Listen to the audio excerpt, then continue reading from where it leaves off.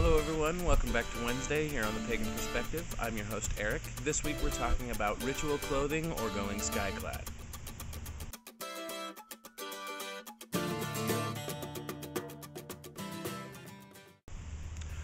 So, this topic was brought to us by, I'm sorry I don't remember the user. Go to previous videos this week. I'm very sorry, but thank you for the topic. It was put to us as to what do we wear in ritual and how do we feel about, robes, going sky-clad, whatever. And basically, is there a point or does it help? Well, yeah, I think it kind of does. Sometimes. Now, in my opinion, going sky-clad, which for those of you who don't know what that means going naked. I'm sure most of you know, but for those of you who don't, that's what it means. In ritual, if I were to go sky-clad, it would do nothing more than distract me from what my intended purpose was. If I'm trying to become one with nature, being naked doesn't help me, it makes me self-conscious. And that doesn't help anyone. Not to mention the fact that most people don't want to see me naked. That said, I don't go sky-clad. However, when it comes to ritual clothing, I do think there's something to be said about the idea of preparing on a physical level to do something metaphysical or spiritual. When growing up, when my parents wanted me to go to bed, they would make me put my pajamas on. That's kind of how it works. You put the pajamas on, you know you're not going to go outside and play anymore for the day. It's kind of a bummer.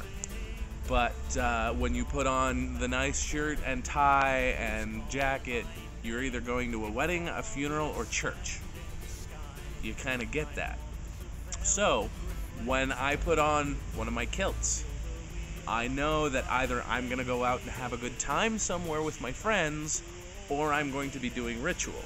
I also have ritual robes that I've made for myself before. I didn't really like the fit of them, so I stopped wearing them. I like to wear a kilt during ritual and often to be shirtless because I'm comfortable with that.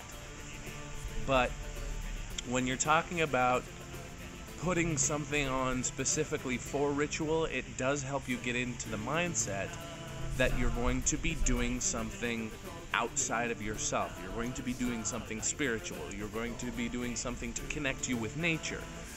Putting on ritual clothes, just like putting on pajamas before bedtime, helps your brain get into that space.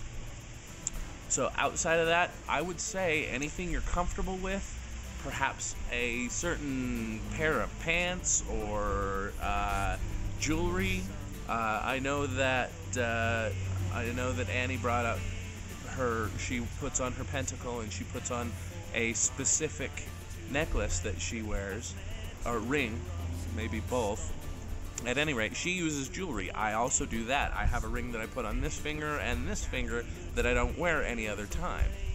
But I will often put on a kilt because they're very comfortable. And I will often go without a shirt if at all possible. In the wintertime, because it does snow and get cold here in Salt Lake, I will put on my cloak. My wife has made me a fabulous cloak, and I like to wear it. It's far too hot to wear right now. But in the wintertime, or even in the fall and spring, it's a fantastic thing to keep me warm and not feel out of place, but at the same time have that as I am doing ritual, I am going to wear my cloak, I am doing something of a spiritual nature at that point. Anyhow, if anyone has any questions, comments, or concerns, feel free to leave them in the comments section below. I do hope you enjoyed this video, and of course, until next time, Odin be with you. Can you hear the spirits of the earth? Can you hear the spirits of the earth?